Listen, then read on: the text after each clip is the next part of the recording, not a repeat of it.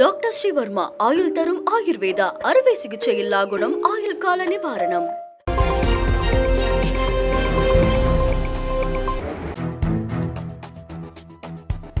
அறிவாலயத்தின் செங்கல்லை உருவலாம் என நினைப்பவர்களால் ஒரு துகள்களை கூட அசைக்க முடியாது என்பதுதான் திமுகவின் வரலாறு என முதலமைச்சர் மு.க.ஸ்டாலின் குறிப்பிட்டுள்ளார். இது தொடர்பாக அவர் தொண்டர்களுக்கு எழுதியுள்ள மடலில் தொண்டர்களின் உழைப்பே திமுகவை 6வது முறையாக ஆட்சியில் அமர்த்தியுள்ளதாக குறிப்பிட்டுள்ளார். இதேபோல் தொண்டர்களின் உழைப்பு 7வது முறையாக திமுகவை ஆட்சியில் அமர்த்தும் என்பதில் தான் உறுதியாக இருப்பதாகவும் முதலமைச்சர் மு.க.ஸ்டாலின் தெரிவித்துள்ளார். சட்டமன்ற தேர்தலுக்கு இன்னும் 1 வருட காலமே உள்ள நிலையில் அதற்கு ஏற்ப களப்பணிகள் அமைத்திட வேண்டும் என்பதற்காகவே இந்த கட்சியில் மாற்றங்கள் செய்யப்பட்டு வருவதாகவும் இன்னும் சில அறிவிப்புகளை தொண்டர்கள் எதிர்பார்க்கலாம் என்றும் குறிப்பிட்டுள்ள முதலமைச்சர், நம்மை எதிர்ப்பவர்கள் எத்தனை பேர் வந்தாலும் களம் நமதே என தெரிவித்துள்ளார். அமெரிக்காவில் 2வது கட்டமாக நாடு கடத்தப்பட்ட இந்தியர்கள் விமானத்தில் நாளை வருகின்றனர். அமெரிக்க அதிபராக மீண்டும் பொறுப்பேற்ற ட்ரம்ப் சட்டவிரோத குடியேற்றத்தை அந்நாட்டில் இருந்து முற்றிலும் அகற்ற நடவடிக்கை மேற்கொண்டு வருகிறார். இதன் அடிப்படையில் அமெரிக்காவில் சட்டவிரோதமாக உள்ளவர்களை நாடு கடத்தும் நடவடிக்கை எடுக்கப்பட்டு வருகிறது. இதில் 18,000 இந்தியர்கள் அங்கு உள்ளதாக கணக்கெடுக்கப்பட்டுள்ளது. அவர்களில் 104 பேர் ஏற்கனவே ஒரு விமானத்தில் இந்தியா வந்து சேர்ந்தனர். 2வது கட்டமாக அனுப்பி வைக்கப்படுபவர்கள் நாளை விமானத்தில் இந்தியா வரவுள்ளனர்.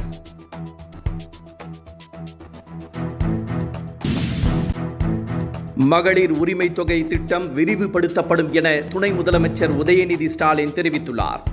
இந்து சமய அறநிலையத்துறை சார்பில் இன்று சென்னையில் ஏற்பாடு செய்யப்பட்டிருந்த திருமண நிகழ்ச்சியில் 30 இணையர்களுக்கு துணை முதலமைச்சர் உதயநிதி ஸ்டாலின் திருமணத்தை நடத்தி வைத்தார். அப்போது பேசிய அவர், தமிழ்நாடு முழுவதும் 1,15,00,000 மகளிருக்கு மாத உரிமை தொகை வழங்கப்பட்டு வருவதாகவும் இந்த திட்டம் இன்னும் 3 மாதங்களில் விரிவுபடுத்தப்படும் என தெரிவித்தார்.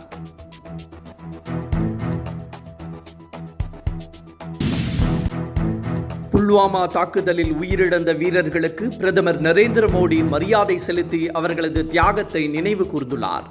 கடந்த 2019ஆம் ஆண்டு பிப்ரவரி மாதம் 14ஆம் தேதி மத்திய ரிசர்வ் போலீஸ் பயணித்த வாகனம் மீது பயங்கரவாதிகள் தாக்குதல் நடத்தினர். இதில் 40 வீரர்கள் வீர மரணம் அடைந்தனர். இந்த கொடூர தாக்குதலின் 6ஆம் ஆண்டு நினைவு நாள் இன்று அனுசரிக்கப்பட்டது. வீர மரணம் அடைந்த வீரர்களை நினைவு கூர்ந்து பிரதமர் நரேந்திர மோடி தனது எக்ஸ் தளத்தில் பதிவிட்டுள்ளார். புல்வாமா தாக்குதலில் உயிரிழந்த நம் வீரர்களுக்கு மரியாதையையும் அஞ்சலியையும் செலுத்துவதாக பிரதமர் குறிப்பிட்டுள்ளார். நமது வீரர்களின் தியாகத்தையும் தேசத்திற்கு அசைக்க முடியாத அவர்களது அர்ப்பணிப்பையும் வருங்கால தலைமுறையினர் ஒருபோதும் மறக்க மாட்டார்கள் என்றும் பிரதமர் குறிப்பிட்டுள்ளார்.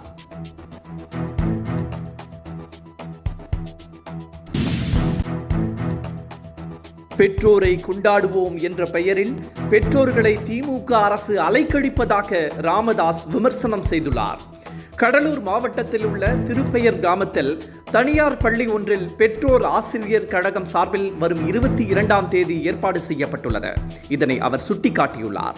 இதற்காக கடலூர், அரியலூர், பெரம்பலூர் உள்ளிட்ட 7 மாவட்டங்களைச் சேர்ந்த பெற்றோர்களை வரவழைக்க மறைமுக உத்தரவு பிறப்பிக்கப்பட்டுள்ளதாக ராமதாஸ் குற்றம் சாட்டியுள்ளார்.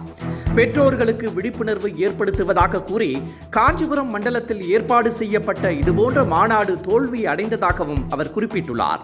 எனவே பெற்றோர்களை அலைக்கழிக்கவே இதுபோன்ற மாநாடுகள் ஏற்பாடு செய்யப்பட்டு வருவதாகவும் இதனை ரத்து செய்ய வேண்டும் என்றும் ராமதாஸ் வலியுறுத்தியுள்ளார்.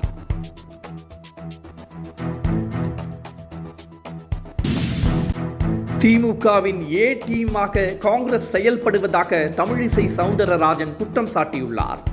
வேலூர் மாவட்டம் குடியாத்தத்தில் செய்தியாளர்களிடம் பேசிய அவர், எதற்கெடுத்தாலும் மத்திய பாஜக அரசை காங்கிரஸ் குறை சொல்வதாக விமர்சனம் செய்துள்ளார்.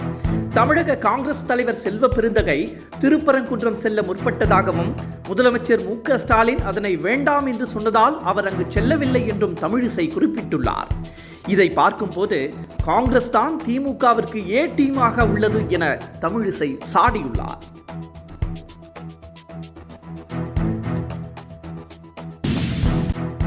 பாம்பன் புதிய பாலத்தில் தெற்கு ரயில்வே பொது மேலாளர் RN சிங் மற்றும் அதிகாரிகள் இன்று ஆய்வு மேற்கொண்டனர். ராமநாதபுரம் மாவட்டம் மண்டபத்தையும் ராமேஸ்வரத்தையும் இணைக்கும் வகையில் பாம்பன் கடலில் 550 கோடி ரூபாயில் புதிய ரயில்வே பாலம் கட்டப்பட்டுள்ளது. இந்த பாலத்தின் உறுதித்தன்மை குறித்து ஏற்கனவே ஆய்வு நடத்தப்பட்டு குறைகள் கண்டறியப்பட்டன. இந்த நிலையில் அந்த குறைகள் சரி செய்யப்பட்ட நிலையில் தெற்கு ரயில்வே பொது மேலாளர் மற்றும் அதிகாரிகள் இன்று மண்டபத்திற்கு வந்து பாலத்தை ஆய்வு செய்தனர். தூக்கு பாலத்தின் தரம் உள்ளிட்டவற்றை அவர்கள் ஆய்வு செய்தனர். இந்த பாம்பன் பாலத்தை பிரதமர் நரேந்திர மோடி வரும் 28ஆம் தேதி திறக்க உள்ளதாக தகவல் வெளியாகியுள்ளது.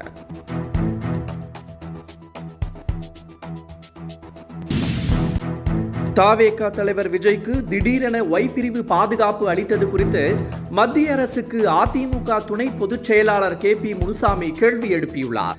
தமிழக வெற்றி கழக தலைவர் விஜய் மீது முட்டை வீசி தாக்குதல் நடத்தப்போவதாக சமூக வலைதளங்களில் வீடியோ பரவியது. இந்த நிலையில் விஜய்க்கு ஒய் பிரிவு பாதுகாப்பு அளித்து மத்திய உள்துறை அமைச்சகம் உத்தரவிட்டுள்ளது. இதை எந்த நோக்கத்தின் அடிப்படையில் மத்திய அரசு அளித்துள்ளது என KP முனுசாமி கேள்வி எழுப்பியுள்ளார். உண்மையிலேயே பாதுகாப்பு வழங்க வேண்டும் என்ற பெருந்தன்மையோடு மத்திய அரசு வழங்கியிருந்தால் அதனை மகிழ்ச்சியோடு வரவேற்பதாகவும், அதே வேளையில் சுயநலத்தோடு விஜய் தங்கள் பக்கம் இழுக்க வேண்டும் என்ற நோக்கத்தில் மத்திய அரசு வழங்கியுள்ளதா என்ற கேள்வி எழுந்துள்ளதாகவும் KP முனுசாமி கேள்வி எழுப்பியுள்ளார்.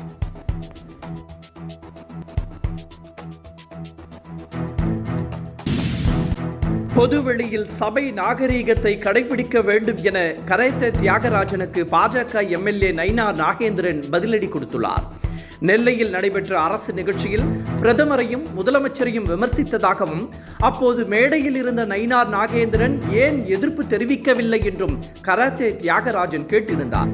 இதற்கு பதிலடி கொடுத்துள்ள நயினார் நாகேந்திரன் பொதுவெளியில் சபை நாகரீகத்தை கடைபிடிக்க வேண்டும் என அறிவுறுத்தியுள்ளார்.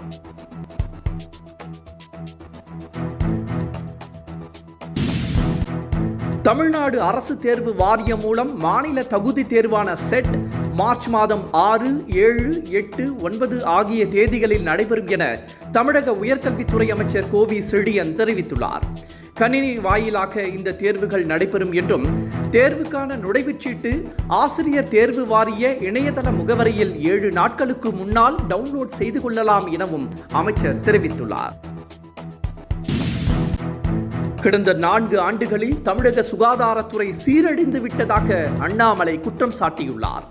மனசாட்சியே இல்லாமல் பதவியில் ஒட்டிக்கொள்ள கூச்சமாக இல்லையா என்றும் அமைச்சர் மா சுப்பிரமணியத்தை அவர் கடுமையாக விமர்சனம் செய்துள்ளார்.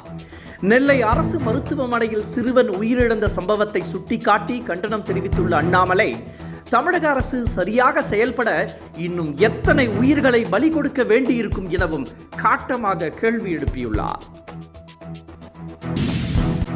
திருப்பரங்குன்றத்தில் தேவையில்லாமல் பிரச்சனையை கிளப்ப பார்க்கிறீர்களா என பாரத் இந்து முன்னணி அமைப்பிற்கு சென்னை உயர்நீதிமன்றம் கண்டனம் தெரிவித்துள்ளது. திருப்பரங்குன்றம் மலை பிரச்சினை தொடர்பாக சென்னையில் வேல் யாத்திரை நடத்த பாரத் இந்து முன்னணி அமைப்பு அனுமதி கோரியிருந்தது. இதற்கு மனுவை விசாரித்த சென்னை உயர்நீதிமன்ற நீதிபதி இளந்திரையன், திருப்பரங்குன்றம் பிரச்சினைக்காக சென்னையில் பேரணியை நடத்த அனுமதிக்க முடியாது என கூறி மனுவை தள்ளுபடி செய்தார். திருப்பரங்குன்றம் பிரச்சினைக்கும் சென்னைக்கும் என்ன தொடர்பு என கேள்வி கேட்ட நீதிபதி, தேவையில்லாமல் பிரச்சனையை உருவாக்க பார்க்கிறீர்களா என கண்டனம் தெரிவித்துள்ளார். ஒருநாள் கிரிக்கெட் போட்டி தரவரிசை பட்டியலில் இந்தியா தொடர்ந்து முதலிடத்தில் உள்ளது. இது தொடர்பாக ICC வெளியிட்டுள்ள பட்டியலில் இந்தியா 5726 புள்ளிகளுடன் முதலிடத்தில் இருந்து வருகிறது. ஆஸ்திரேலிய அணி தொடர் தோல்விகளை சந்தித்து வருவதால் அந்த அணியை பின்னுக்கு தள்ளி பாகிஸ்தான் 2வது இடம் பிடித்துள்ளது. நியூசிலாந்து 4வது இடத்திலும் இலங்கை அணி 5வது இடத்திலும் உள்ளன. ரசிகர்களை நம்பி பயணத்தை தொடர்வதாக நடிகை ராஷ்மிகா கூறியுள்ளார். ரசிகர்களுக்காக எதையும் செய்ய தயார் எனவும் நடிகை ராஷ்மிகா மந்தனா தெரிவித்துள்ளார். செய்தி நிறுவனம் ஒன்றிற்கு அவர் அளித்த பேட்டியில், தன்னை விட அழகான கதாநாயகிகள் பலர் இருந்தாலும் தனக்கென்று ஒரு பாதை அமைத்து அந்த வழியில் தான் பயணிப்பதாக குறிப்பிட்டுள்ளார். மேலும் ரசிகர்களையும் நலம் விரும்பிகளையும் இதயத்திற்கு அருகே வைத்துள்ளதாகவும் அவர்களை நம்பி தொடர்ச்சியாக படங்களில் நடித்து வருவதாகவும் நடிகை ராஷ்மிகா கூறியுள்ளார். டாக்டர் ஸ்ரீவர்மா ஆயுள் தரும் ஆயுர்வேதா அறுவை சிகிச்சை இல்லா குணம், ஆயுள் கால நிவாரணம். என்றும் உங்களுடன் மை இந்தியா. முக்கிய செய்திகளை உடனுக்குடன் தெரிந்து கொள்ள சப்ஸ்கிரைப் பண்ணுங்க, பெல் பட்டனை பிரஸ் பண்ணுங்க. என்றும் உங்களுடன் மை இந்தியா.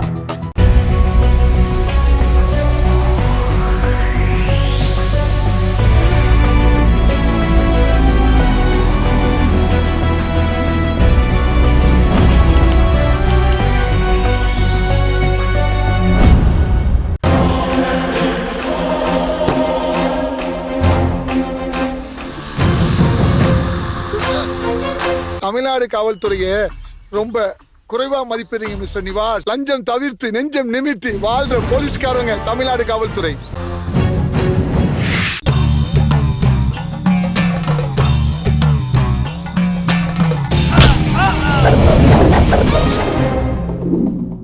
நேற்று நான் இன்று நீ திகில் கிளப்பும் அதிரடி ஆக்ஷன் திரைப்படம் OTT+இல் ஒளிபரப்பாகிக் கொண்டிருக்கிறது. காணத் தவறாதீர்கள்.